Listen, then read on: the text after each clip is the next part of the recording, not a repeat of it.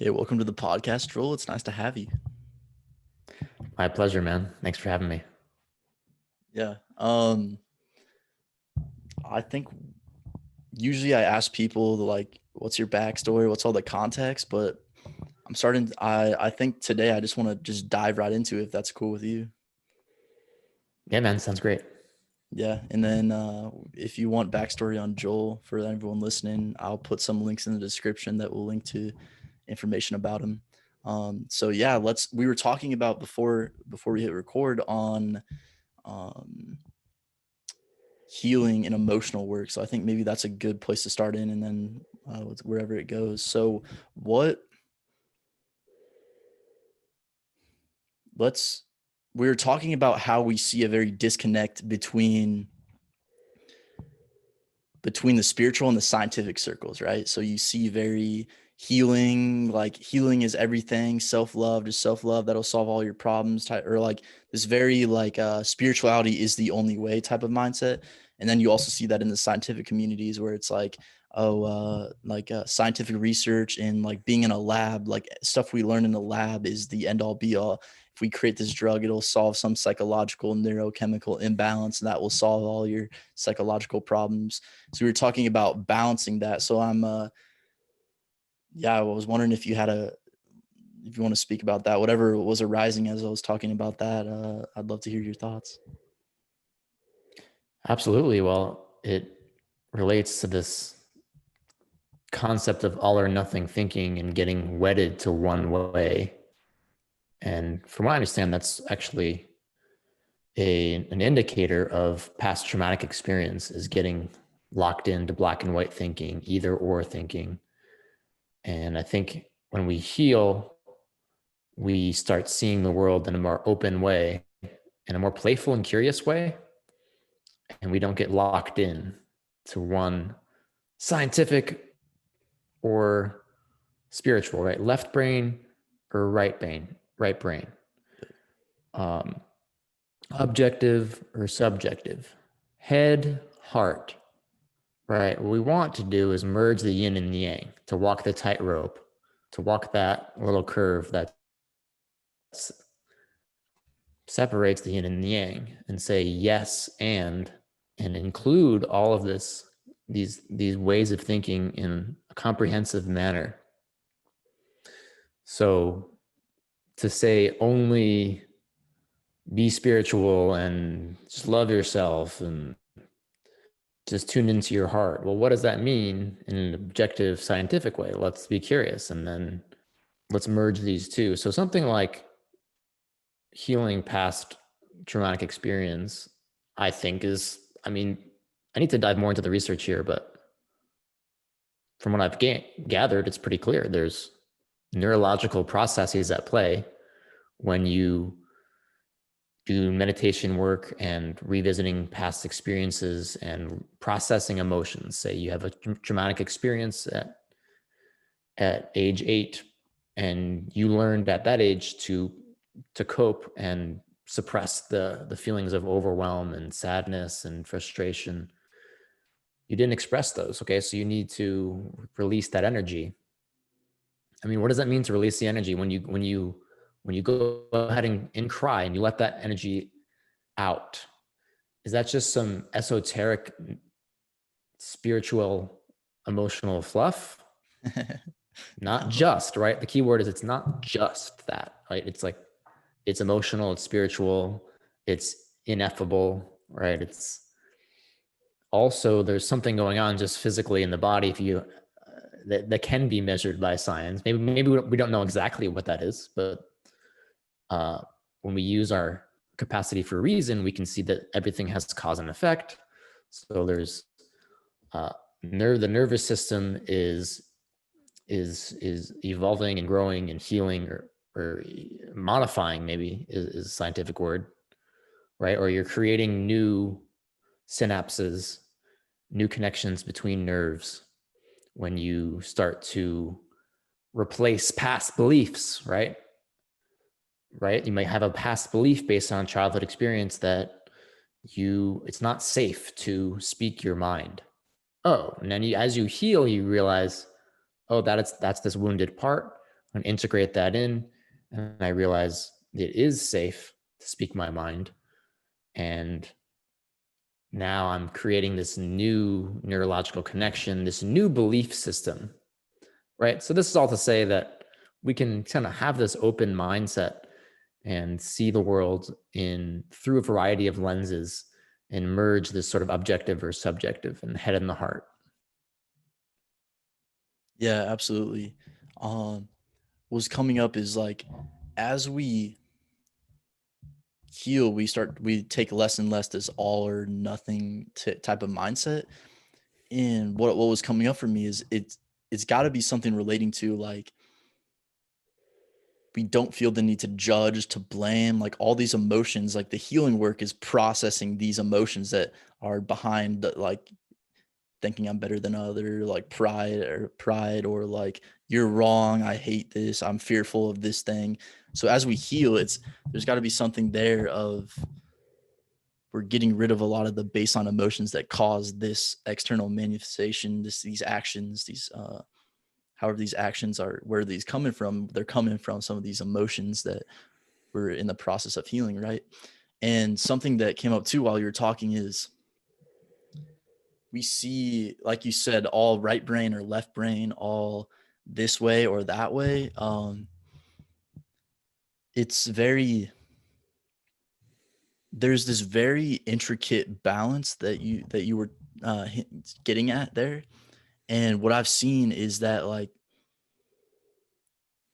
it's very challenging for people to let both of those coincide at the same time and to give the same like level of reality to both of those at the same time. I don't know if you've seen this at all, but it's like emotions, it's like, all right, emotions are real, but from like the scientific level, then we there's a very reductionist viewpoint on both ends of the spectrum, right? So it's like the science is like everything is brain chemistry, and then they try to reduce emotions to brain chemistry. Oh, an emotion is just firing in the brain or something. And then on the other side, like the mystical side, it's like, oh, um, those neurochemicals are just consciousness. They're not real. Like they're just something arising in my consciousness type of thing. So it's yeah, it's like when we integrate both of those, there's got to be something there around like both of those can coexist and be just as real as the other. None is more real than the other. None is more true than the other. They're just both true. They're both real. And yeah, that's what that was coming up as I was talking with you. I'm not sure if you have any thoughts on that Oh or yeah, I mean that word again, just, right? Just this versus just that. And when we merge two seemingly opposing veins of thinking, schools of thought, we see that it's yes and, right? That's a term in the improv acting world is yes and. So when someone says a line in improvisatory uh, situation, right?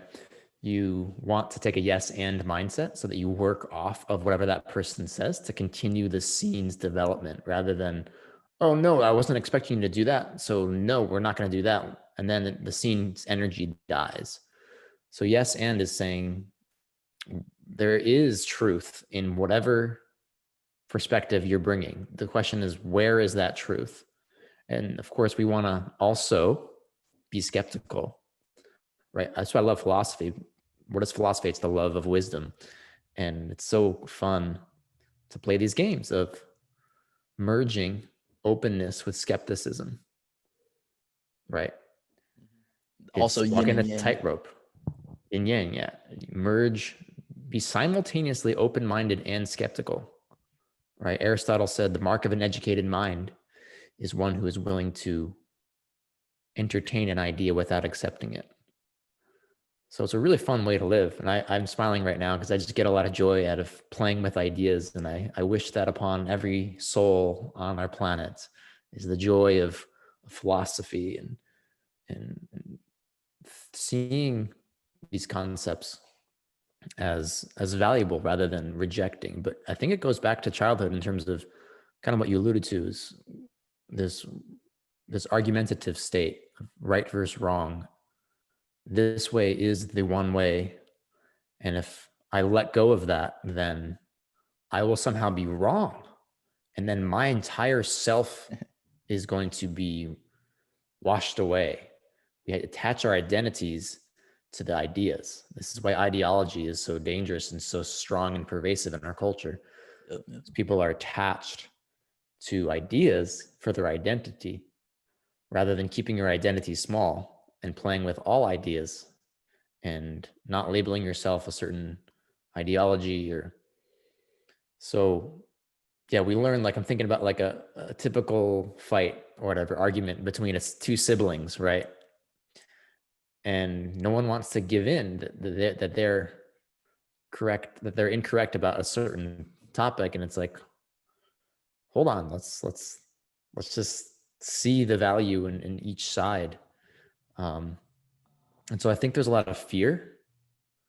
There's a lot of fear that if people say a certain statement, let's say, something like, I value unconditional self-love.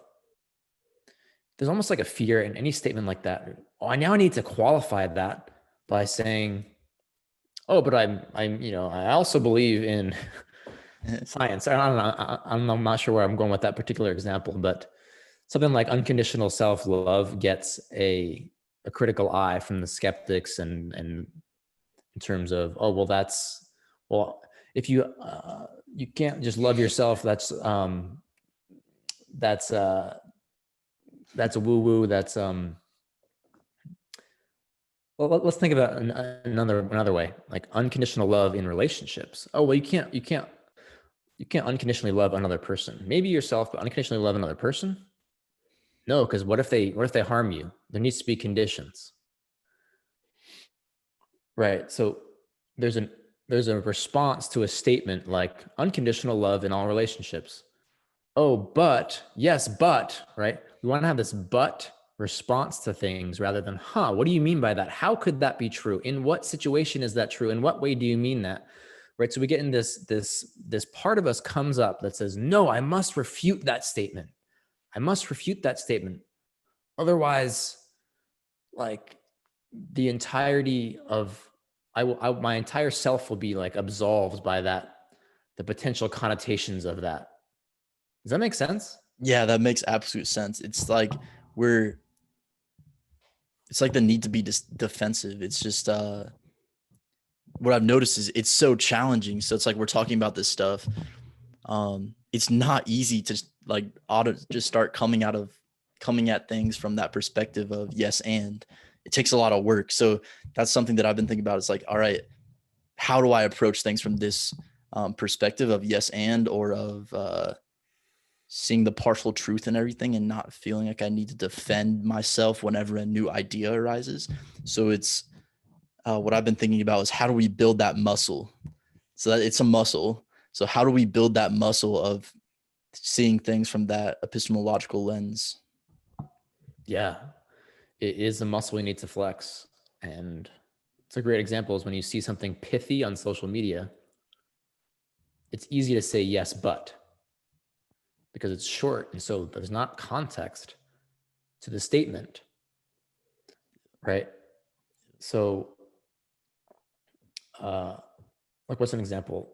If you say, what you do, there's an example, like what you do, here's maybe a pithy post you might see on social media. What you do while you're procrastinating is what you really need to be doing for the rest of your life. Right. So maybe you're procrastinating by doing some activity that you find fun. So the point of this post maybe is go do whatever that you find fun. And it's so easy to say, oh no, right? Yeah. that's not true in this situation. In this situation, yeah, there's exceptions. Like, depends how you define the word procrastination, depends how you, so the question is, when you see a pithy post, a pithy aphorism, right?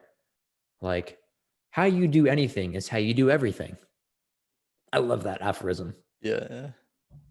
So when you see an aphorism like that, what is your mindset? Are you thinking, how is this true? in what ways is true? When is this true? What if it were true for my life? How would I change? Now you're taking a curious mindset and you're more open and you're more self-interested because you're learning and you're more open to your own personal growth. Because what people do is they don't want to change. Oh, if I integrate this information into my life, that means I'm going to need to look inside my own life and my own psychology and look at the facts of my life and maybe change if I'm really going to integrate this information. So instead, I'm going to get this wall up, right? The defensiveness, right? No, I'm going to find the way that this is not true and say, yeah, but, and what is that mechanism psychologically? That is a part of us. This is the guard that comes up, the defensiveness that's trying to protect, again, the identity and is scared of if I were actually to entertain this idea, that's going to mean I need to feel some uncomfortable feelings, Yeah. Yeah. right? Because Yeah. now I need to question my entirety of, if I start questioning my own worldview, if I question my own habits, that's uncomfortable. If I question my I mean, there's so much that can be that can of worms will get opened if you have an open mind, Yeah. right? So there's fear there. Let me just put the guard up, and then I don't need to entertain any ideas, and then I don't need to do the uncomfortable work of growth. Absolutely. Absolutely. I was talking with a guy by the name of Eric Brown the other day. It'll be released as a podcast soon here. We talked about that a lot, where basically like no one wants to change, right?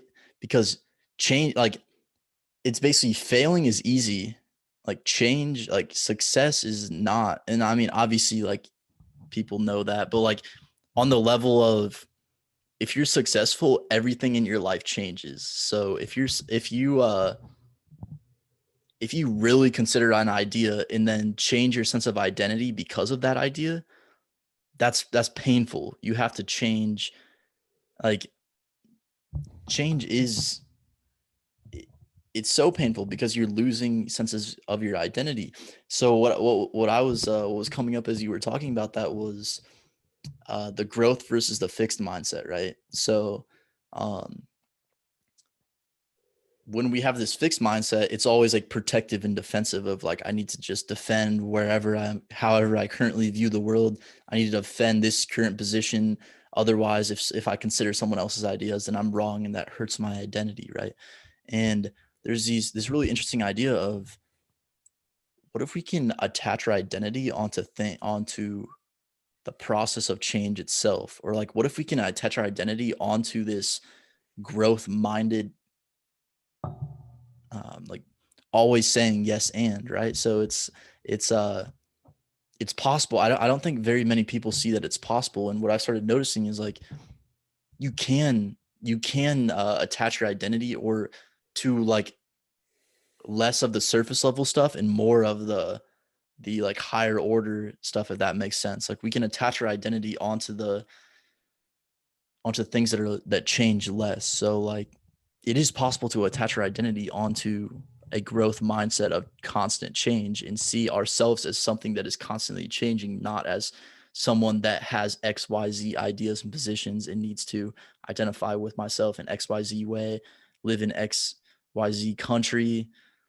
It's kind of like I see the process. Let me know what your thoughts are on this.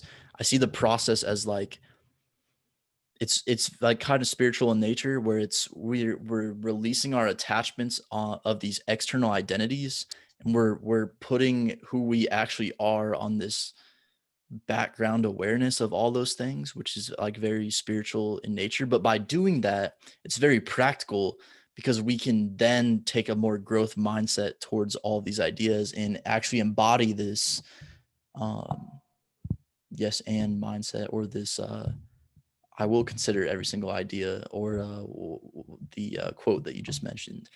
Like I can actually act from this place of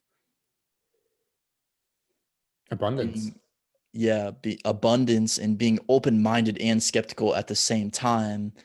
If I attach my ideas onto this like awareness of everything that's going on rather than the actual identities and surface level things themselves and the beliefs themselves, you know? 100%. Yeah, letting go of these identities is really freeing in our Yeah. growth mindset and our curiosity. Something like where you're born, I'm from Texas. Okay.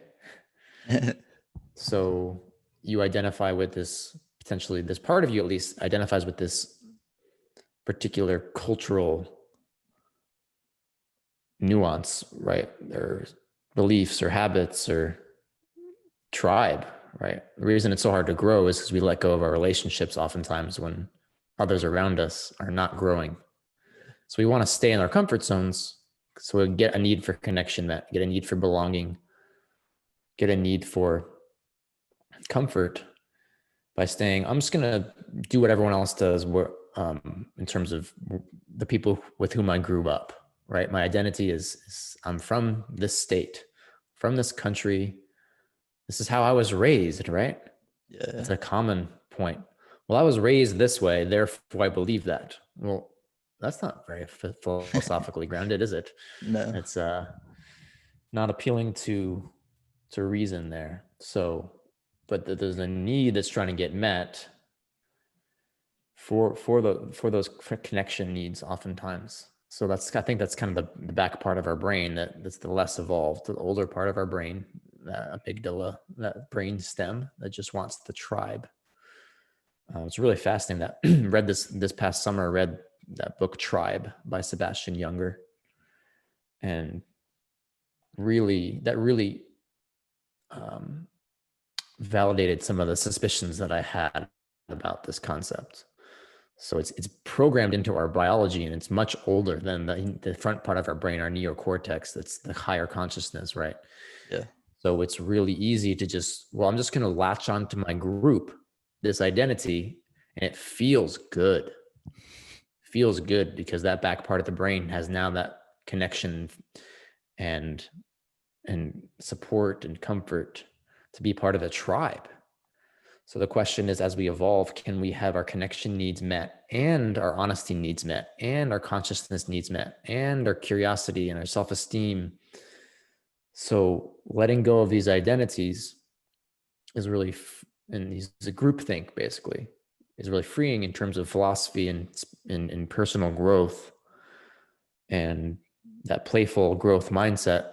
But yeah, it can be a challenging process to leave the cocoon like that, because especially if your relationships are with a lot of people who aren't embracing growth, then you might need to question those relationships and you might even feel that sense of alienation and loneliness until you can find new people. That was the case in my journey so far, is just letting go a lot of people, of a fair number of people with whom I grew up, that were these sort of unintentional relationships that were more on circumstance and happenstance and geography rather than, oh, well, I'm connecting with you based on shared values and consciousness and intentionality.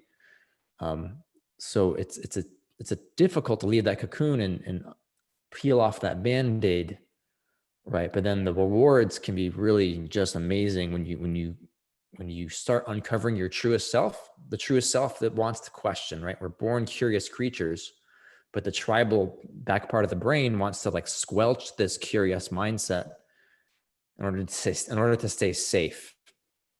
And if we can learn that we can be safe and get connection needs met and continue to grow and be curious, right?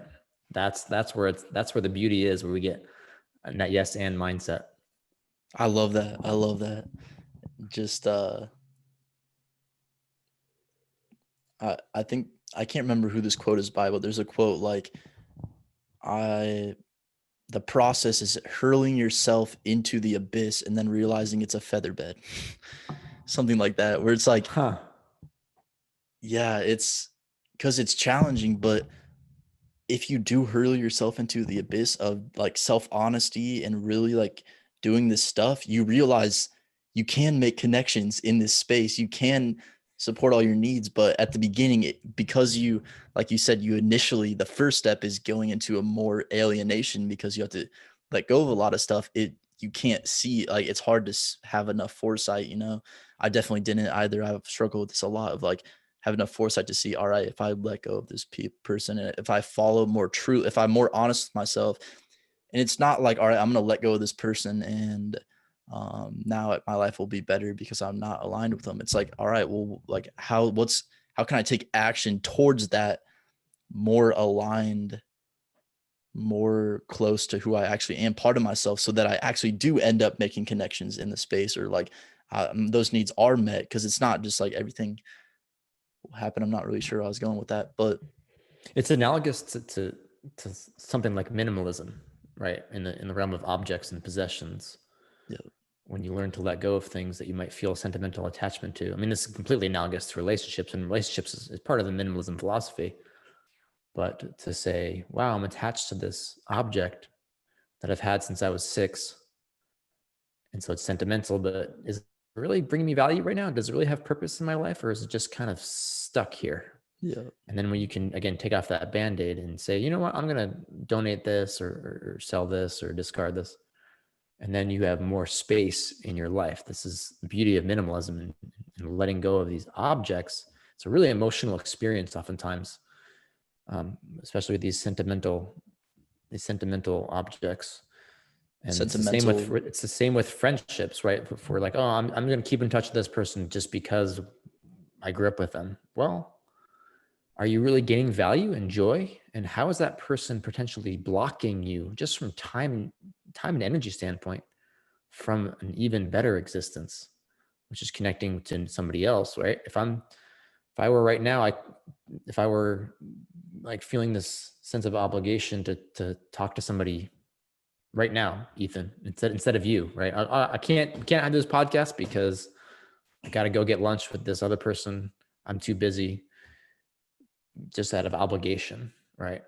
Then I'm missing out on the chance to talk to you, Ethan. I'm feeling Yeah, really excited right now, to be honest, and my needs for visibility and excitement and growth and connection are getting met, and celebration, because we're sharing our sense of our minds are like in sync about so much of these ideas. And so yeah, there's so much value I'm getting right now out of this conversation that I wouldn't be getting if I hadn't had the courage to say no to something else. yeah, absolutely. And I was gonna chime in there too with like talk about sentimental objects we let go, sentimental relationships, and then also like sentimental part of our identities. It's like same, it's all the same, you know. It's we have had this thing our whole life and we don't want to get rid of it because it feels unknown. But once we actually take the leap of faith, we let go of it, and then yeah, there's so much more space and courage that arises. I want to dive in with you about what this process of letting go actually looks like, and letting go of different parts of our identity, of relationships, how we can go through this process and actually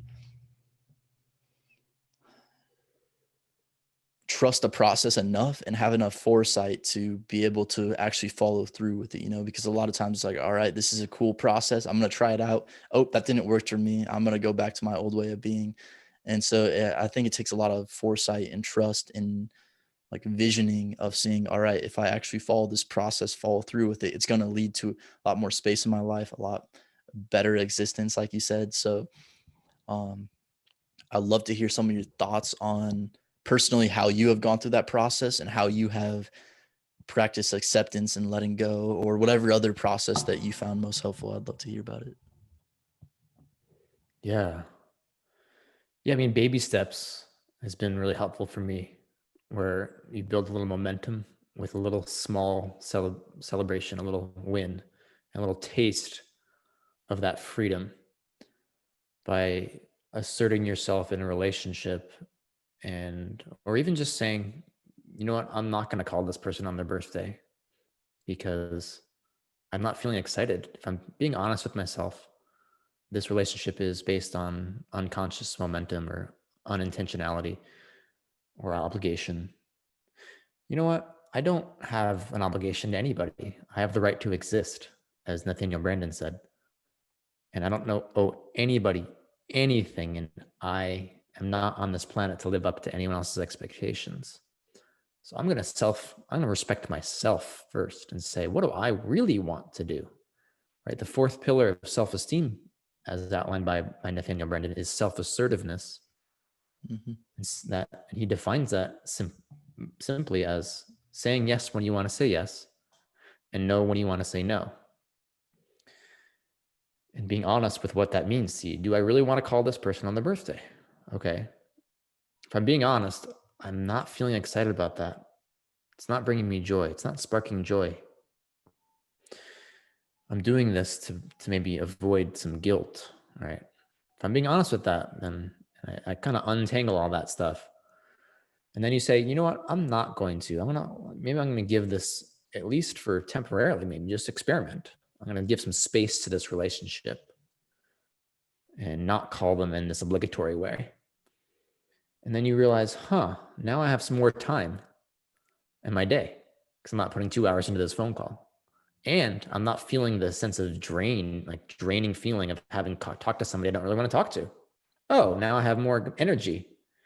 Okay, how can I put that towards something else, right? And you figure out what makes you really excited and happy, and you create that space, right? Um, minimalism is really about maximalism, because the more space you have, the more you can bring in joy and meaning and purpose and excitement, everything that brings you at that highest level of aliveness. So yeah, but just in terms of letting go, I mean, it takes those small wins and to see, okay, it wasn't that bad.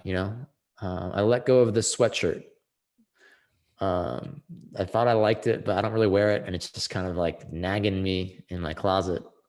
So I'm going to put this. I'm going to bring this to Goodwill or whatever. Yep. Oh, I realized I don't miss it. That was a big thing with minimalism for me, is virtually never have I missed something that I let go of. Now, there's been sometimes a grieving process. Wow, I've had this for years, and this person gave me this gift, and I'm not gonna let go of this. That's really like hard to do that because it's emotional attachment. Then you realize, you know what? If I feel better, I feel like lighter, I feel freer. It wasn't too bad to take that band-aid off. Okay, I can probably do the next one. Yep. Right. Yes. And some people listening might think, oh, but if they're not familiar with minimalism, maybe it's like, is this really about is objects and letting go of a sweatshirt really aligned with the Becoming Conscious podcast? It's like, heck yes, man. Yeah. Like, this is all symbolic. And again, Yep. it relates to relationships. And so getting at those small victories and realizing it wasn't too bad, right? Or just having, or in another realm, just having the courage to say what you're feeling. Like, hey, I'm feeling scared right now, feeling apprehensive, and say that to somebody. Or I'm feeling unsettled I'm feeling nervous. I'm questioning a relationship, or you're just saying something that's honest for you, that can be vulnerable. And then you realize, oh, on the other side of that vulnerability is connection, is like relief and freedom, because I had the courage to say the truth. And if the more you say your truth, the more free your life is, right? Yeah. Yeah. Absolutely. Uh, no, I absolutely love talking about minimalism. That's actually like that's where I started. That's like if I like try to like take this path all the way back to one thing, it was Joshua Fields Milburn and Ryan Oh, I Nicodemus. love those guys. Yeah. I absolutely love them. I actually want to go meet them in person. I was like, this is the best thing ever. You guys are the best, and their Wait, books. you did meet them? Yeah, yeah. Nice. When they were back in Omaha, my hometown. Um, yeah, they have something fundamental that they're talking about. And it's like what we're getting at. Like I found now different ways of different things that I'm focusing on, but it's still that core thing of let go of the things that don't serve you, be intentional, and go with a laser focus towards be as intentional as possible in towards the life you want to live, the relationships, the desires, what you're working on, where you're living. Like it's what you just kind of enlightened me on is minimalism is in the process of letting go. So like I've been getting into like letting go of a lot of emotional stuff. it's the same process, right? It's it's having the courage to face uncomfortable stuff in order to be more intentional with how we live our lives, you know? And I love that you brought that up. And how might this process of minimalism apply to emotions? Like, I know you've done a lot of stuff with different like internal family systems and different types of therapy, maybe shadow work, maybe like the process of letting go and not having resistance to what is. Um, I'll bring a couple, like maybe one of my thoughts recently that I've been diving into, and I'd love to hear you like elaborate on it and go deeper into it. And it's that like letting go, the process of being more intentional and letting go of this stuff is realizing that it's okay. It's realizing that when we're feeling this very uncomfortable emotion, it like we a big thing for me is realizing I don't need to always be in a state of happiness and feel good, like and feeling good. Like to feel that to think that I always need to feel good and like whatever state of peace or like whatever state you're trying to get at, to think that you always need to be in that space causes a lot of resistance when you aren't in that space, you know? So for me, it's been like, all right, a sadness is arising. Just it's okay. Just let's feel into it. What is this trying to tell me? And just taking that attitude towards it. So I'd love to hear your thoughts. Yeah, that's powerful to practice that sense of emotional honesty and consciousness and acceptance of the facts, right? And we all want to feel good, right? Like, what does that mean though? Like, we want to feel content. We want to feel glad. We want to feel excited, connected. We want to get our need for peace met. We want to feel calm. So when certain needs aren't getting met, then certain physiological sensations arise, and it's not so enjoyable. And it's so hard to go through that process of accepting that fact. But when you can, that's the starting point to move through it and to assuage that feeling. But it's one of the things I struggle with is accepting the negative experiences. Mark Manson, who wrote The Subtle Art of Not Giving an F, he said accepting a negative experience. I guess he said it like this: pursuing a positive experience is a negative experience. Accepting a negative experience is a positive experience. It's awesome. I love that. It's so profound, but I struggle to do it, to do it, to apply it, because of these parts of me that just continue to want to improve, right? Pursuing a better life, pursuing that feeling good in every way, all the time. Like, Yeah, yeah. and those parts of me have brought me so much fruit, right? Because I've had the courage to jump into the abyss, right? To pursue something greater. And then I get to enjoy the fruits of that labor. But it's the paradox, because if you're continually pursuing something better, then you're going to be continually experiencing the negative because you're not in that place yet. Versus accepting the negative is actually really feel relieved, because like it is what I accepted the fact that, you know, I didn't wake up early enough. So, like I woke up at 7 a.m. instead of 6 a.m. like I wanted to, right? Yeah. And then you're frustrated in the morning, or I didn't get enough work done, like according to this one voice in our heads. Like, so I'm frustrated and I'm disappointed because I didn't. All right, can I accept the fact that this part of me is feeling this, or just the fact that this didn't go as planned? And that's the second pillar of self-esteem from Brandon, is self-acceptance. And oftentimes that term gets incorrectly defined as just being not ever pursuing anything Mm-hmm. better, and just you're resigning yourself to realities that you don't like. That's not how he defines it. It's simply this: I'm going to be honest with the facts of reality, and accepting where I am is the first place to get to is the first step to getting to that next destination. You can't leave a place you've never been. You need to be honest that this is where I am. But yeah, something like sadness and experiencing that, allowing it to come up and crying when you need to cry is so underrated, unfortunately, in our culture. Yeah, yeah. Where like it's programmed into us that there's some shame in crying. Like it's still in me. Like even just now making that statement, there's this part of me that's like, oh no, don't say that, Joel. That's like, that's really embarrassing. That's like crying is not that. There's like this like shame that's still programmed into me in to some degree about like admitting that I cry, Yeah, right? Because we're told absolutely. we're before we're even a year old, our parents say, don't cry. It's okay, don't cry when we're crying. It's like, no, Yeah, no, no, no, no, no. yeah. Cry. Cry, baby. It's Let it beautiful out. biology to release these feelings and to indicate to ourselves what's happening, what needs are not getting met.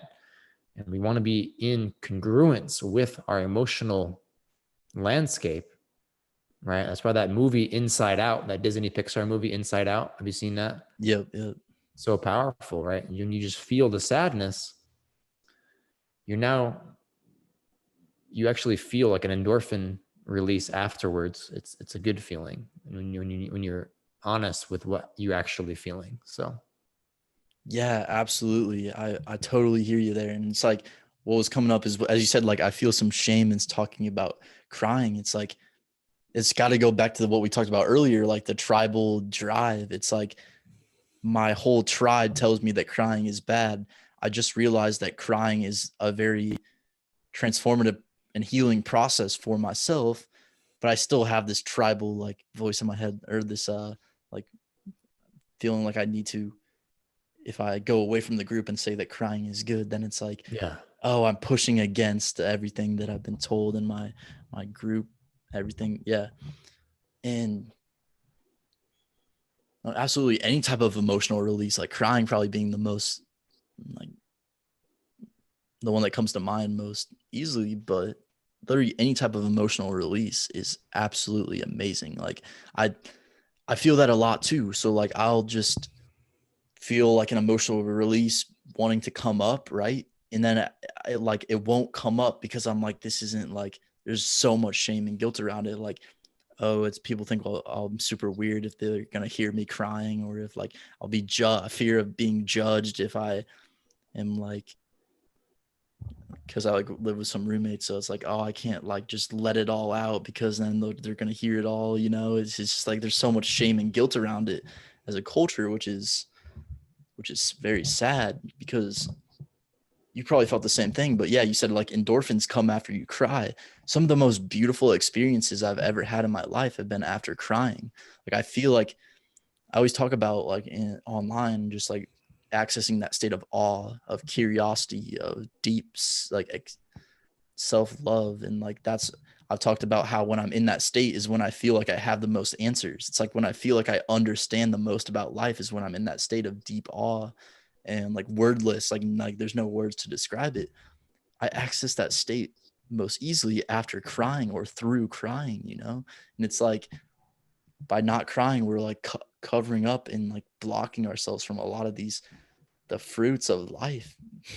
Is the best way I yeah, could put it. it goes back to this process of reparenting ourselves, right? Because like I said, the common parenting strategy, which perhaps is well intended, is when the child is crying, to say, oh no, you're fine, don't cry, don't cry, it's okay, I'm here, don't cry. And it's coming from a place potentially of like soothing intention, um, but it's also, I think, an insecurity from the parents' part about seeing the child cry because they haven't processed their own childhood experiences when they were told that.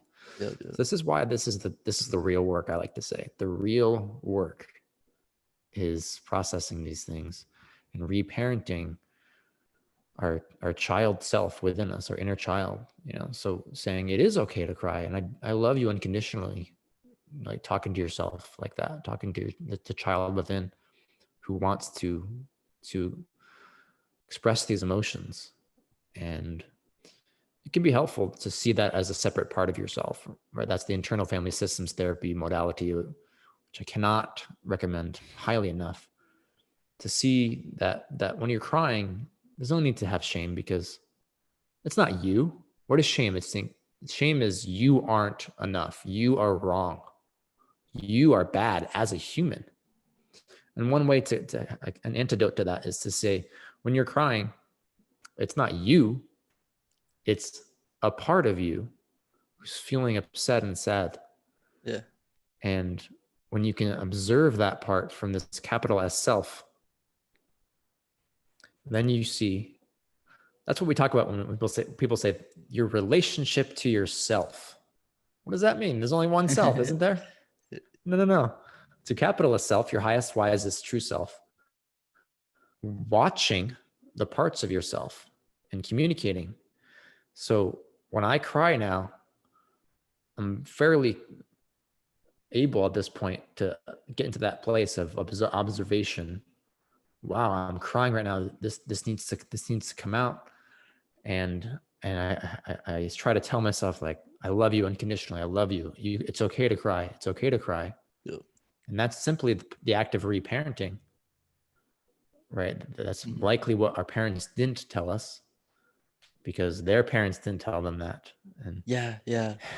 That's huge too. It's like it's easy to just, oh, my parents taught me this way. Why did they do that? Like putting blame on someone else. It's like they were just acting in their own, like they were acting out of the unconsciousness of not knowing, not having worked through this themselves, and their parents are probably acting the same way. You can't like blame, there's no blame. It's just like, this is what's in me right now. Let's work through it. Let's focus on it. I don't think it's valuable to put blame whatsoever on anyone else for why we, I mean, obviously you take self-responsibility. yeah, It's a huge one, but like, yeah. And you started talking about a little bit about IFS, and I haven't got into that specific domain, but was talking to a mutual friend of ours, and it sounded very similar to another domain called like shadow work.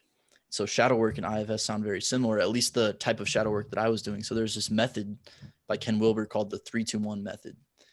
And it sounded very similar to the IFS process, which is the 3-2-1 method is something's arising, sadness, grief, whatever. You put that in the third person. You're like, all right, what is this feeling in my chest? What is it like? What is happening? Like, all right, this is sadness. I feel this in this part of my body. All right, that's what it is. All right, that's third person. Most people like repress, or they don't have, like, they're not facing these emotions because they're always in the third person. It's like, that's not me. This cry, this sadness is not me. It's something else. I don't want to face it, whatever. So you like feel this in the third person. So all right, this like sadness, then you bring it into the second person. You're like, all right, let me talk to it now. Sad Ethan, whatever you want to call it. So it's like, all right, sad Ethan, why are you feeling sad? And the cool thing is when you do that, it's like that part of yourself has a lot to say. It's like, oh, I feel sad because, and then you can like journal, whatever. You can just let it all out. There's a lot of reasons that you feel sad. So it's like talking to that from this, like the capital S self, talking to that sad part of yourself. All right, sad part of myself. Why are you feeling this way? All right, then you talk to it for a while, and then you bring it into the first person, and you're like, eventually, I am sad. I'm going like, and then you bring that dialogue with the other part of yourself into the first person, and then you feel it fully. And then by feeling it fully, eventually that's how we actually let it go. And so like that whole process is like a letting go process, but we can't let it go if we're pushing it out of our psyche and like into the third person perspective of like, that is a sadness. That's not me. Who I am is not a sad person. And it's like, by reintegrating it back and talking and dialoguing with it it's a great process through how we can let go and go through this healing process. So I'd love to hear some of your oh man, like I love that so much. The 3-2-1, yeah. that totally complements IFS, and I'm not as versed in the Jungian shadow concept, but it's totally overlaps with Brandon's concept of the child self.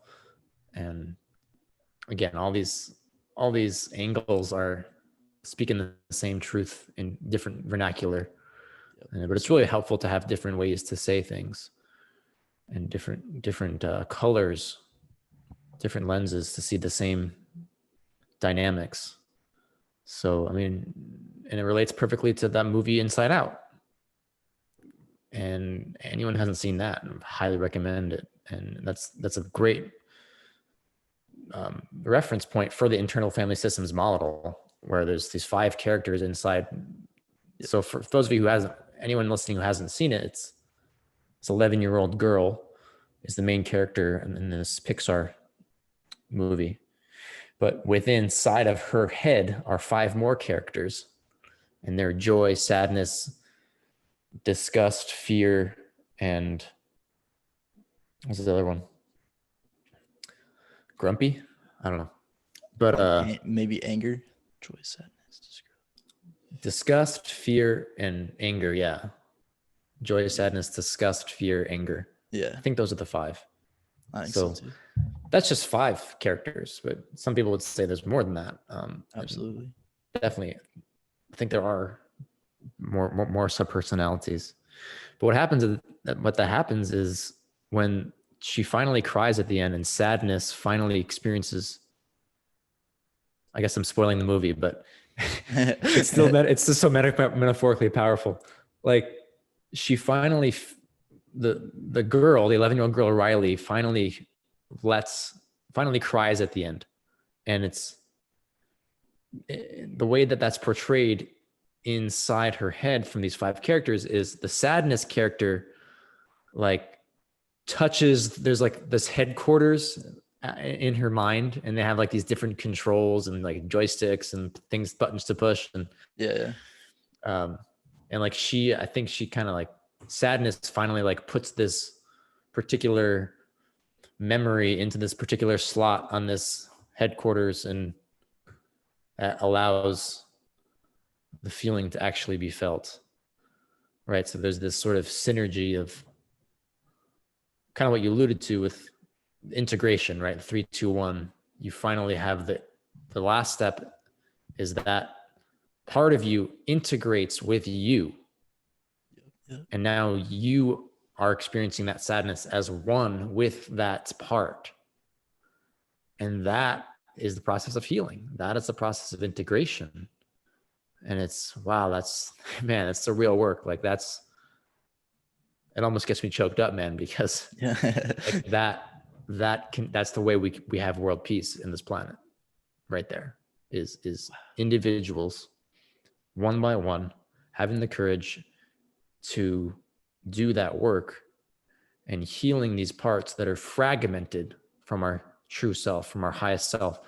The process of integration and healing is what we need to disrupt the cycle of violence, so that when we do parent our children, the next generation, we do so in a healing way, and we begin to make a dent in this cycle of trauma that is the root of violence on the planet. The reason that they have wars on this planet is because people are reenacting their childhood traumas, and they're not integrated with the fragmented, unhealed parts, right? Like this is the real work, and people think that we need to solve these things through political means, and it's like the way we solve these world problems is through your own zone of control. And you have so much power to work within your internal landscape and just have a little bit of courage to hug those cacti, right? To be honest with yourself, and then embrace the feelings in the psychological landscape and integrate. And you integrate that shadow, you integrate that child self, integrate these unprocessed wounds, and you become more whole, right? And you become more whole, you become more compassionate, you become more available, more curious. And that's how we get on a positive feedback loop as a culture, as a species. Yeah. No, I resonate with that so much. That is having that realization of like, oh crap, when I heal myself, I act in a more loving way. Therefore, the reason that I want to talk to you about projection. So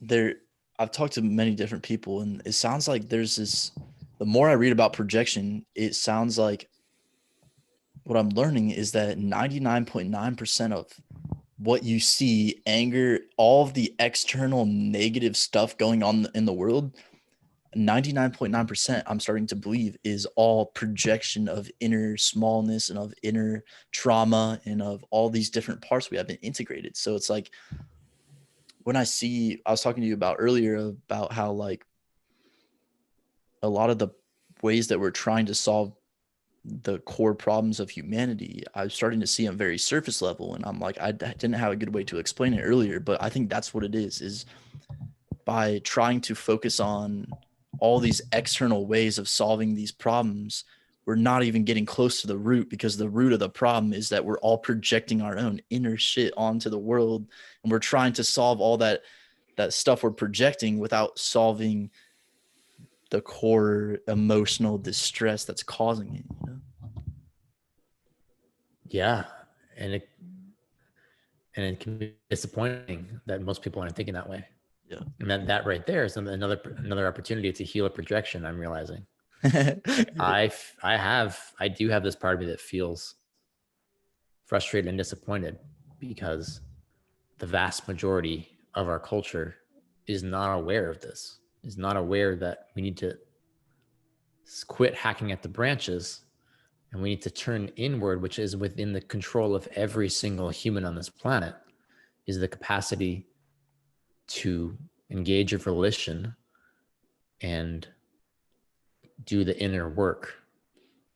And at this point, I'm realizing how the number of people who realize this is maybe in double digits, like literally in the entire planet. I mean, I don't know if it's in the triple digits. Like the number of people who really understand that world peace. I mean, maybe I don't know. But in terms of integrating a philosophy of inner healing that um, scales up to a voluntarist society, free of coercion, free of governments. Um, that's where it's at. Yeah, yeah. But there's the projection there too, where this part of me is frustrated that these other people, they don't know these things. Oh, that's an opportunity for me to heal. That's what I'm realizing these past few months. Like when I feel irritated, oh, that person's overweight. They need to, like I'm frustrated because I put so much effort into taking care of my body and they just like they don't care. And like I'm like, okay, what's going on there? Like this part of me really wants some appreciation. This part of me wants some visibility. And okay, so like every time we have these triggers, right, about anything in the external world, um, Yeah. yeah, I mean, the external world is contributing to that. It's not just, it's not just your internal triggers that's going on there, but that's a great starting point is to say, why am I feeling this in response to the external world? Yeah. Yeah. And I like what you said at the end there, is it's not just the internal stuff. And for a second, I'm like, yeah, it is. Like, what?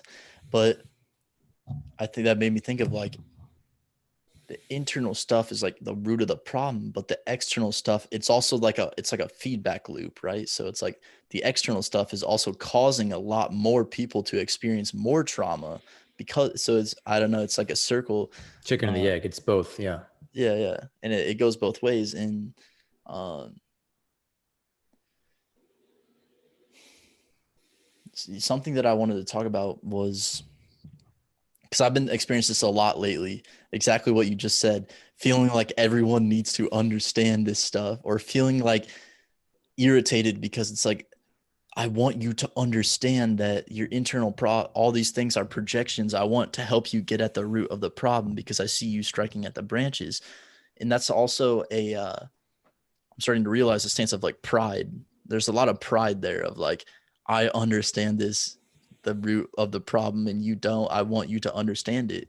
So I've had to like let go a lot of that pride, and it's been very challenging. I'm still not even close to letting go of all of it. I still have like a lot of pride around this type of stuff, and but I'm starting to like witness it, and I'm be like, oh, that's pride. When you're speaking in that way, that's pride.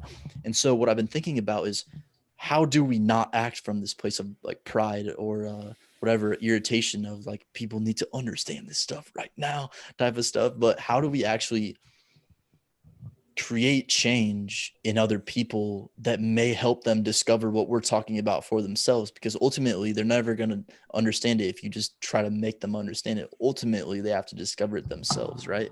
So how do we put them on a path of discovering it themselves?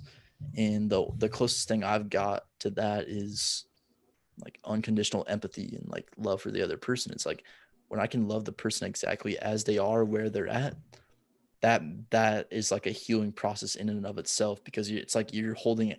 I was talking about this with Eric Brown again the other day on the podcast, was like the way to do, like, at least the way that I'm approaching it currently, maybe this will change in the future, but it's like holding as much space as possible when you're speaking to someone that doesn't understand this stuff is the, and then is like a great way to like help initiate the healing process within them, and to like love them fully and accepting them fully as they are, not saying you need to understand this, and until you understand this there's like a underlying sense of not loving them as much. Like obviously you're telling yourself you do, but like there's this underlying sense of I will only love you deeply if you like believe what I believe. It's like the all in what we were talking about earlier too. So I'm wondering what your approach is around that, around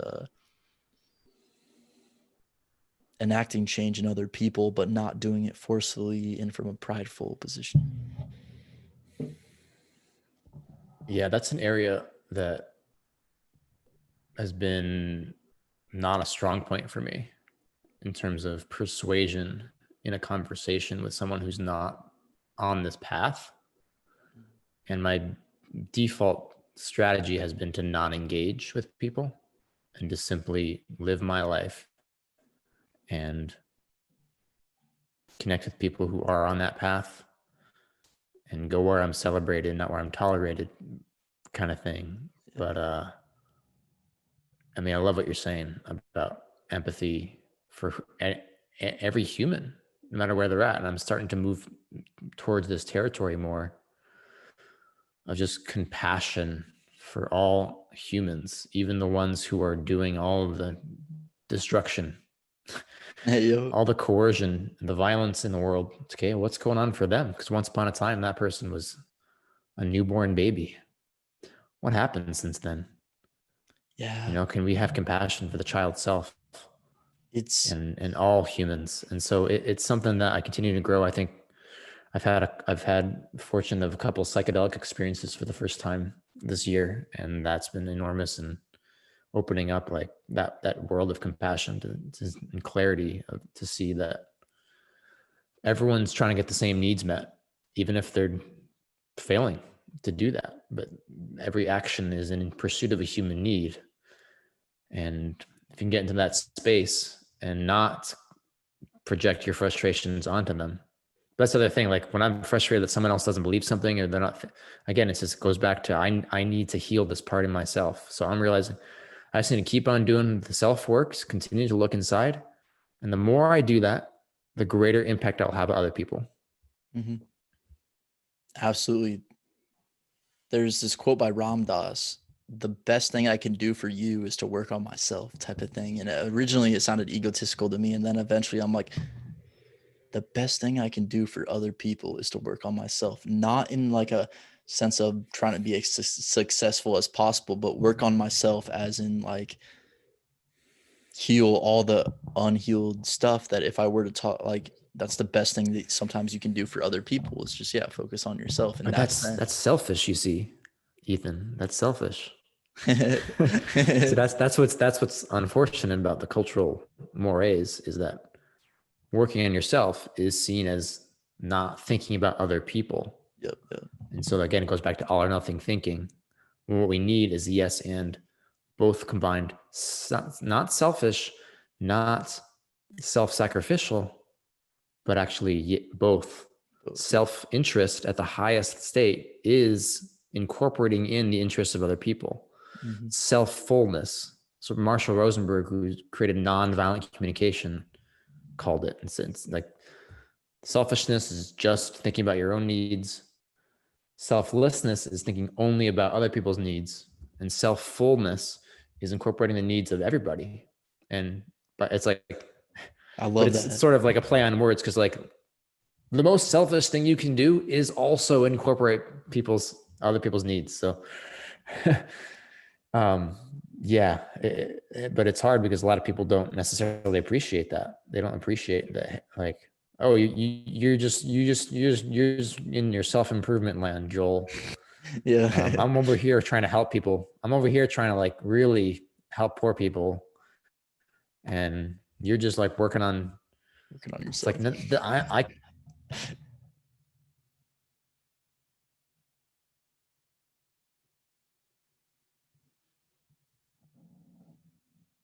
it got cut off when I was in the middle of something. Yeah, so what's it now? Yeah, so people often might be working in like a nonprofit or politics, and they're trying to help poor people or something, and they're not really working on the self-development stuff. They're just like working their tails off to try to like maybe do work that has an impact, like, help free people who've been wrongly convicted of a crime. Okay, now you're changing the world, and that's like looked at as this selfless act to help people, and that's oftentimes legitimate in terms of, well, I mean, I wouldn't call it selfless. I think it's a really rewarding thing to do, and it's a generous thing that's also self enriching. Um, so that's an element of self improvement. But anything you're doing for self improvement or just self development or healing and inner work, filling up your own bucket is by extension helping other people. Because if you don't fill up your own bucket, you have nothing to give other people. Yeah. It's just that old adage of oxygen mask, put your own oxygen mask on first. And the question is, do we actually apply that old adage? Do we actually say, I care about world peace so much that I'm going to spend 3 hours by myself, just taking care of myself, right?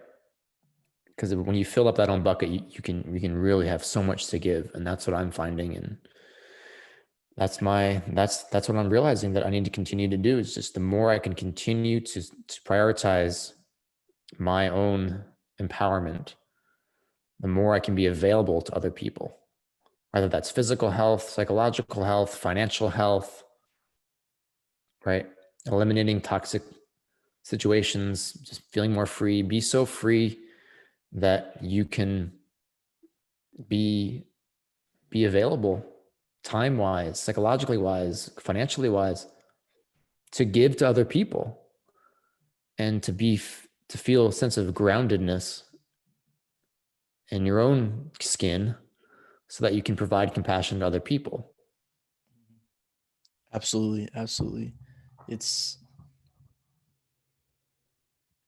and also contribution to the world. It's like we couldn't be having this conversation if we both didn't work on ourselves. People are going to find value out of this conversation, right? And it would never have they would never have existed if we didn't both work on ourselves quite a bit before this episode, right? So it's like what the value that you're putting out into the world and your contribution to the world is directly correlated with how much you focus on yourself, right? How much you heal all these parts of yourself. And I think a way that going a little bit deeper is like when we heal ourselves, we love ourselves, and that also lets us it allows us the space to love other people. And like we were talking about earlier, loving it allows us the space to love anyone no matter where they're at, and to meet everyone where they're at and not to think that they should be a certain way.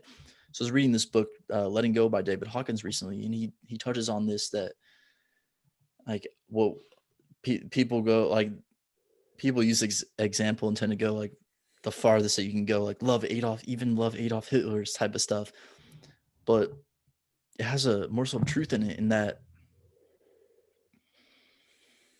you can see the innocence in every single person. If you do enough work on yourself and if you love yourself to a large enough extent, you can see the innocence in every single person that you're talking to. So when someone is like wants to argue with you, or they're mad at you, or they're like projecting all their stuff on you, you can get to a point where you're self-developed enough. What I'm learning is that you can see, oh, you can, because once you start seeing it in yourself, you can see it in other people in a positive way, in that, oh, they have a lot of shit going on in their life that it's making them, there's got a lot of stuff that they're struggling with internally that's making them project this onto me. I can see that happening and I can love that because I know that they're innocent by nature and they're struggling with this stuff, and it's causing them to maybe be angry at me or something like that, or act in a certain way. So once you take this to its fullest extent, you can be as selfless as possible because you can love every single person, even if they're like mad, like super mad at you, or like, even no matter where they are, you can love them. And I think that's a great like manifestation of what we were just talking about. Yeah, and maybe a substitute word for selfless there is just generous, because it implies that there's still that value that you're getting by giving, and that's that win-win scenario that we want. So it's not at all self-sacrificial to have that level of compassion and space for somebody else. It's giving, and it's nurturing for that person, and you're nourishing your own needs to consider other people, your own needs to contribute, and your own needs for meaning. And so we can, again, let go of this false dichotomies, these all or nothing thinkings, these either or thinkings of selfless versus selfless versus selfishness. Yeah, absolutely. And it all goes back to the Tao. It's like yin and yang. It's by being selfish in a certain regard, I am also giving space so that I can be more selfless in more loving ways. And it all goes back to balance. I think that's um, one of the key points I got here is like, even like intellectual balance. I can balance multiple different perspectives and not take any single one as true. But But I wanted to say, you mentioned Adolf Hitler, and I think it's really valuable to go all the way there. I think so too. And there's a wonderful book called For Your Own Good by Alice Miller. And the subtitle is Cruelty in Child Rearing and the Roots of Violence. Hidden cruelty, it's something like hidden cruelty in child rearing and the roots of violence. So she gets into this parenting realm and understanding and connecting the parenting practices, conventional pedagogy. She calls it poisonous pedagogy, and she dissects some of the history there, going back to like early 20th century. A lot of the more authoritarian parenting practices, and never soothe the crying child in the crib, and always, all the corporal punishment, and the culture has evolved from that to some degree, and lightening up a bit with the corporal punishment. But she gets to the roots of that, and a lot of that stuff's just still ever present in terms of the punishment paradigm in general in our culture. And so she connects it to the reason we have violence, and then she has an entire section of the book about Hitler's childhood, the research on his childhood, which no one talks about. Yeah. And then ever since I read that book 10 years ago, and I'm always just like, anytime someone brings that name up, Adolf Hitler, I go right back to my memory of reading that section of that book. Yeah. And the scenes that were generated from my mind about the sense of alienation he experienced and the sense of ruthless beatings he experienced as a child. And you realize that was an innocent, powerless child. And never would I shoot and kill Adolf Hitler if I had the chance. I would provide unconditional empathy, and I would bring in every possible empathetic therapist that I would and to nourish this soul that's been Yeah. disconnected from his child self, that was tragically violated. And understand that is the tragic nature of the cycle of violence. And that is why my grandparents went through Auschwitz. That is why 6 million Jews were destroyed, is because there's projection at the highest degree of Mhm. unprocessed trauma. And if we can get into that space, then we're really making progress as a culture. Because even the people, and this is a taboo topic, I talked about on my podcast, like this empathy for the aggressor, Yeah. like there's so much still, even for the people who are having the courage to call out the acts of violence in our culture for what they are. But then even then, many people are saying, oh, just throw them in a cage, throw them in jail. It's like, we need to restorative empathetic rehabilitation. That's what we need. All these Yeah. individuals in government who are creating atrocities and coerce and the war on drugs and wars. And I mean, these are just individual humans who put their pants on in the morning, like you and me. Where do the psychological dynamics come from that they would want to hurt other people, that they would want to lock people in cages, that they would want to threaten people? Where does that come from? Well, because they were threatened when they were children. And this is the mourning we need to recognize. MOURNING, mourning, right? That this is the cycle of trauma, the cycle of violence that every single human has the capacity to interrupt, and we can evolve. And that's where the juice is, again, like over.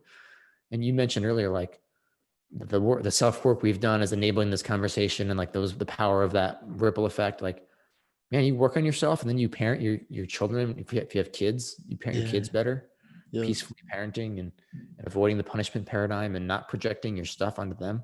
Even if you just make a dent in that, like, you're not going to be perfect, but you make a dent in that, and then that child grows up with less trauma, less adversity to overcome themselves, and then they raise their children to be even healthier. And there's just continually, we're making progress on a withering away in our culture, this continued feedback loop of these neurological experiences of projection of adverse childhood experiences. And that's how we actually can build a higher consciousness in our culture that actually is a world of compassion and win-win and peace and love and harmony. And it's like, this is not just some John Lennon song. This is something that's literally tangible, that every single human listening to this can do right today by spending 10 minutes in meditation and connecting to the child within you.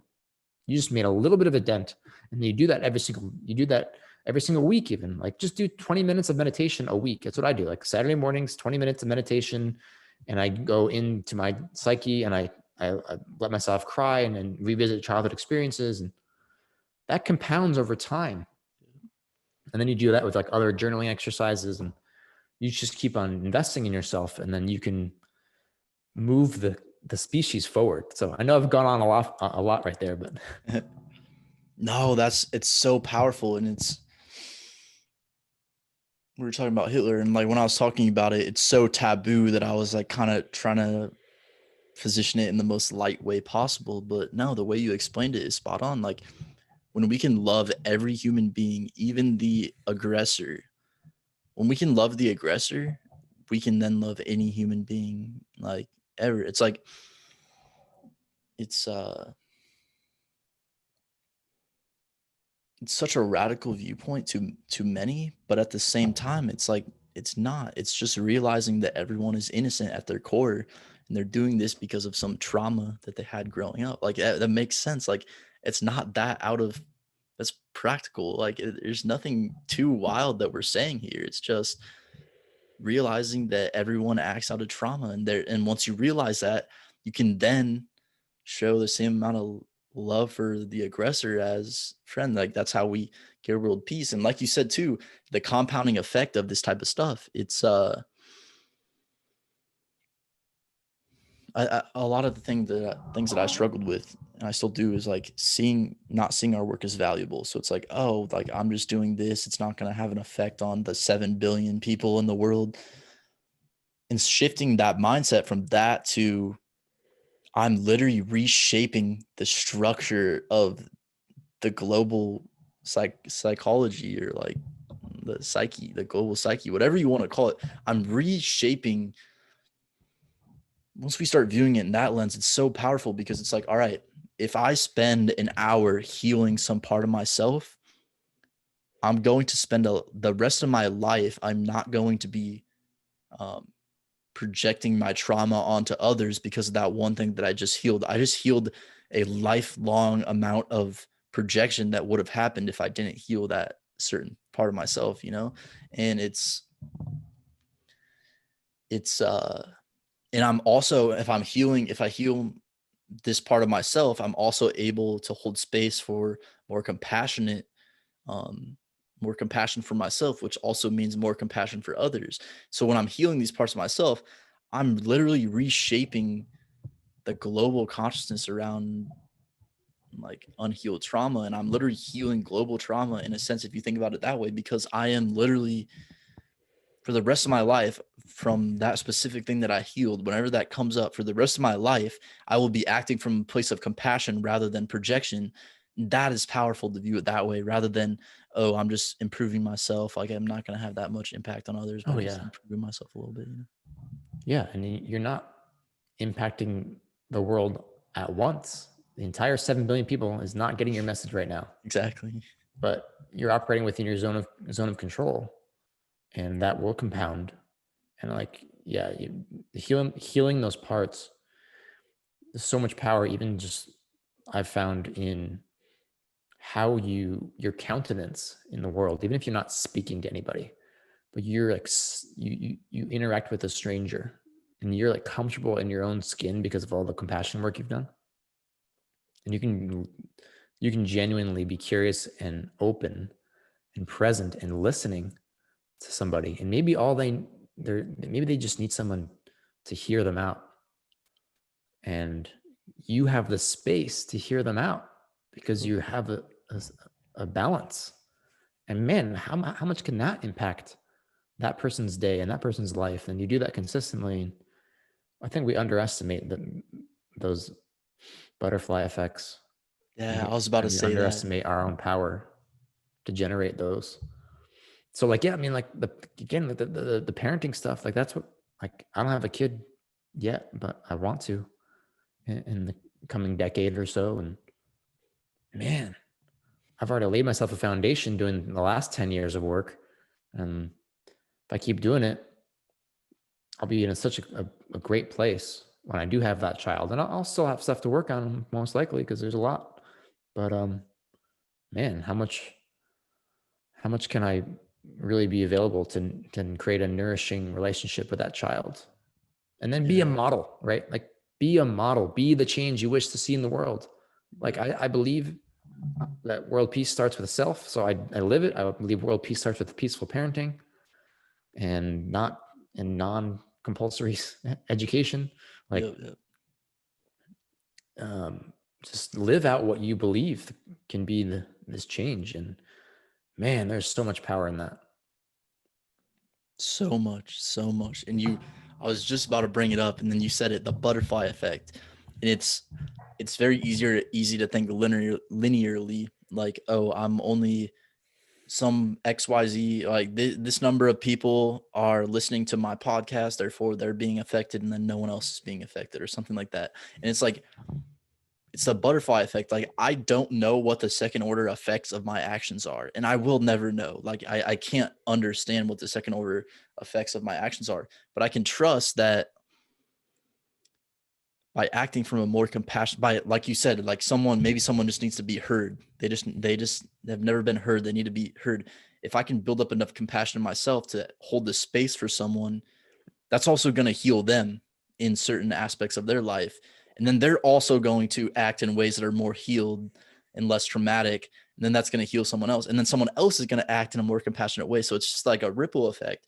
And I don't know what that ripple is, and you don't need to know. I just need to trust that that is happening. That process is happening as I heal myself and as I work on myself, and that's why this work is so powerful. And it's hard to remember all that because we see the world closing in on us oftentimes, um, especially this year. And it doesn't seem like we have much personal agency to make a dent. And it seems like the river is going in a certain current. Yep.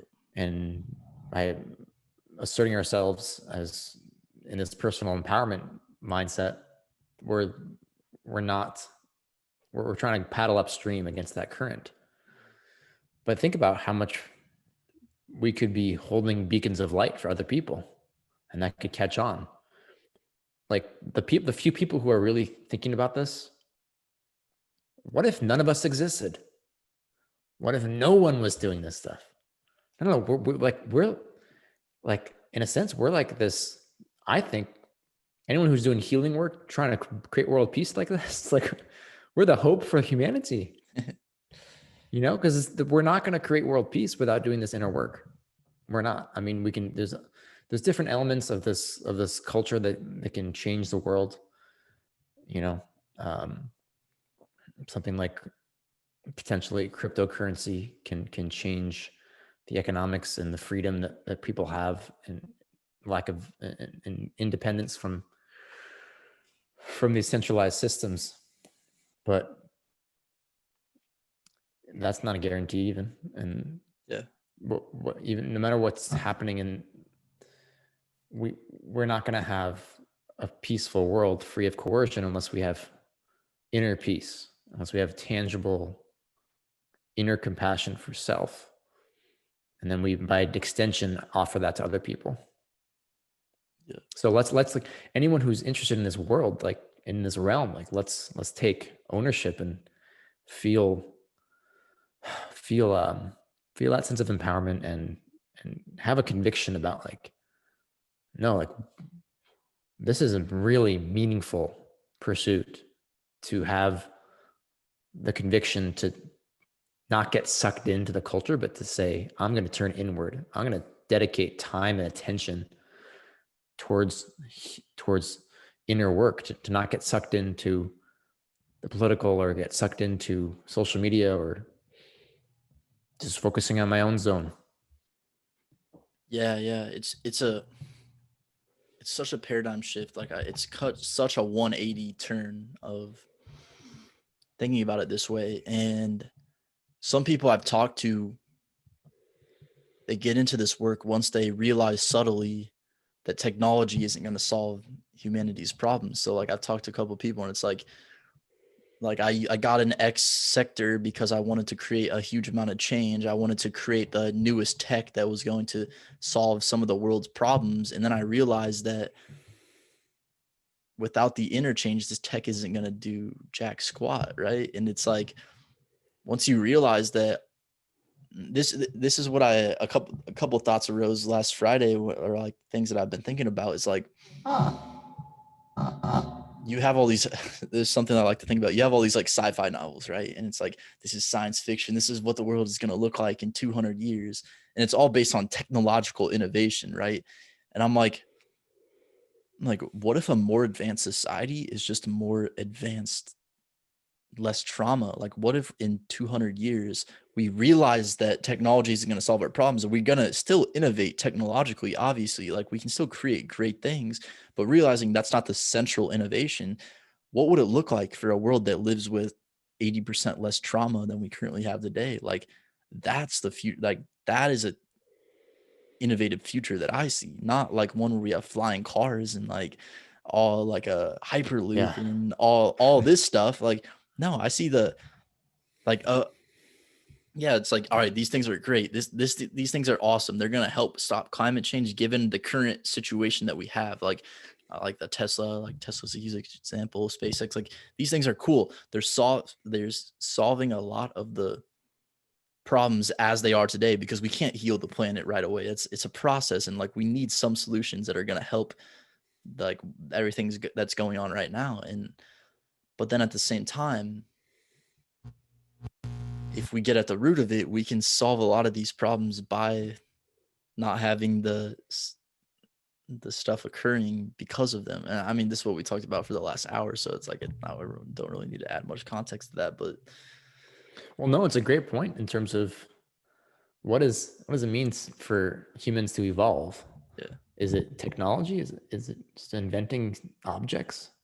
Or like, is it inventing new ways of thinking, new ways to relate to self? Man, like that's where it's at for us to evolve so that our neocortex is the chief mode of operation, not the amygdala of fear and tribalism, but trust, honesty, philosophical consistency, creativity, compassion. All of this is generated through the front part of the brain, right? And that's the evolution we need, because no matter how many fancy objects, I mean, it goes back to the minimalism stuff. It's like trying to get happiness through status and objects and gadgets and bigger houses, and it's like you're just numbing the inner pain with that stuff. Let's evolve from the inside out. From the Yeah. inside out, build within your own life a, a life of philosophical clarity and compassion, and no one else can do that except you. Yeah. No one else can live your life, can experience your consciousness. So it's funny because people want to talk about, oh, like you're obligated to do this or that. You're obligated to go to the voting booth.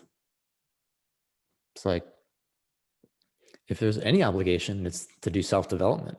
But I don't believe in obligation. Like, only do things out of joy. Like, and that's the thing. That's the icing on this cake. It's like, it's not an altruistic thing to work on yourself.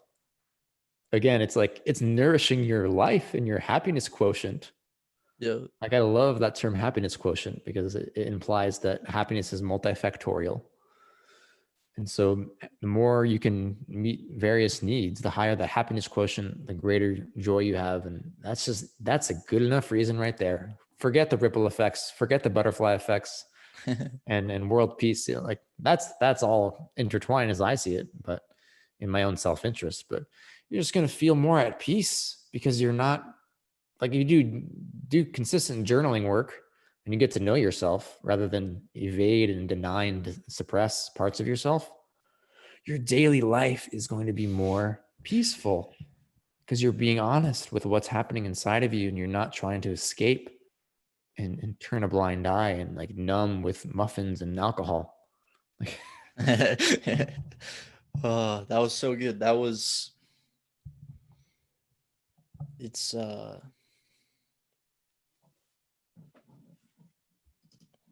yeah, so there was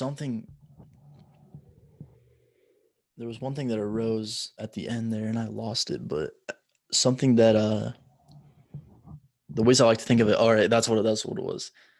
One, yeah, you feel better. So it's like you talked about, yeah, I'm nourishing myself, and if anything, you can just do it to feel better. And it's like but the way that we feel better is a lot of times misunderstood. So I feel 100 times better, not because I'm not sad anymore, because I don't have the extra layer of unnecessary suffering on top of that sadness, because I had all this trauma and this shame and this guilt around it. Like all the shame, guilt, trauma, like fear, all this stuff that's like, it's like added on top of these base level emotions, right? And like I feel 100 times better than I did 3 months ago, just because like I finally like kind of understood some of the like the mechanisms of what this work is, and like I have a long way to go, but like I'm starting to feel better, a lot better, and I attribute that to taking away a lot of the extra unnecessary suffering. That's what I like to go back to. And like we were talking about innovation, and you talked about like, yeah, something that came up that was really that I've been calling it a lot. The term that landed on that I love is psychotechnology. So people love thinking about like technologies and all this stuff. It's like, all right, well, let's just use the term psychotechnology. We're developing psychotechnologies. We're developing processes we're getting closer to the direct things that lead to directly to happiness, and not the things that we think by achieving them will make us happy type of thing. So it's like, I think what I see in the future is that we will, as a culture, we'll understand these things more and more, and we'll understand that happiness is achieved through these psychotechnological means of healing, of understanding oneself. This is how we actually achieve happiness, not through all the things that our society currently tells us will make us happy, because those things are just things that we think if we get them, then our lives will automatically be more fulfilling. Where in reality, it's like it never gets at the root. And so I feel like what I see as the evolution of humanity is getting more and more, increasingly more precise of getting at the root of what actually makes us fulfilled as human beings. Yeah. Yeah. And those of us who are forging this path can hopefully help, again, show people and inspire people that that is the way, and we can evolve this culture. And maybe it's a surmounting a task that seems insurmountable, given the amount of backwardsness in the culture, Yeah. given that the amount of people who are not treating their bodies well, that are philosophically inconsistent, that are, you know, the fact that alcohol is worshipped basically in our culture, while psychedelics remain Schedule 1. Exactly. It's really right there is just a great indication of the culture. The fact that this dangerous substance that creates all sorts of destruction. Not that you need to demonize alcohol. It's just that the effect that it has in so many ways, versus the power of psychedelic mushrooms to tap into love and compassion, and this anything. It's anti-addictive. Yeah. Right there is just like an indication of the culture that we're backwards as a culture. So it seems kind of insurmountable. How are we going to evolve? But let's just start with where we are. Just start with where you are. And it's totally going to be in your self-interest. And yeah, you're not going to have a fulfilling life unless you do this, because what I'm realizing, if you want to be an alive person, a fulfilled person who's doing exciting work, you need to be curious. And how are you curious? That you got to tap into your inner child, because so many of us, the curiosity was squelched going through 15,000 hours of public school. Yep. And so if you're not in touch with the curiosity and kind of like deschooling yourself and deprogramming yourself and rekindling the curiosity of the little child that was born with curiosity, you won't feel a sense of aliveness and fulfillment and like a sense of playfulness and dance. Yeah. Like it's so fun. It's so fun to be curious. And that's what I said at the beginning of this conversation, is like just the fun love of wisdom, philosophy. And what does philosophy start with? Curiosity. It's like it all goes back to curiosity. So you're going back to the child that had that. And if you've lost touch with it, that's where to begin.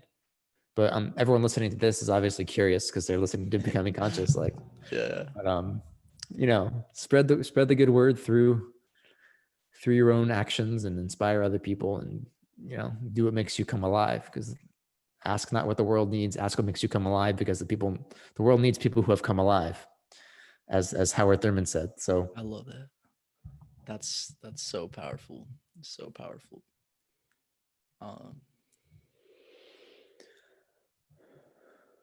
Yeah, I think that's a good place to end it. That very wrapped a nice bow on the whole thing. nice. Any places the viewers can find you if they want to learn more about your work? Sure, man. I have a podcast called Exponentially Empowered, and just finished season 2 with that. I'll be posting starting season 3 in 2021.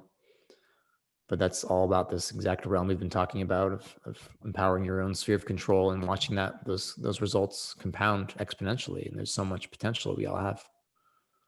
So Exponentially Empowered podcast. And my website's joelbein.com, and I got hundreds of blog posts there that are kind of just like in this realm. A lot of them just real short. Like I like to make short blog posts, Yeah. and you can follow me on Twitter at Joel_Bein, and I try to post some stuff on this in a pithy way. So appreciate you having me on, Ethan. It's been a pleasure to share these ideas of consciousness and creativity and thinking and healing, and would love to do it again sometime. So I appreciate it. Oh, absolutely. We'll have you on the podcast again sometime.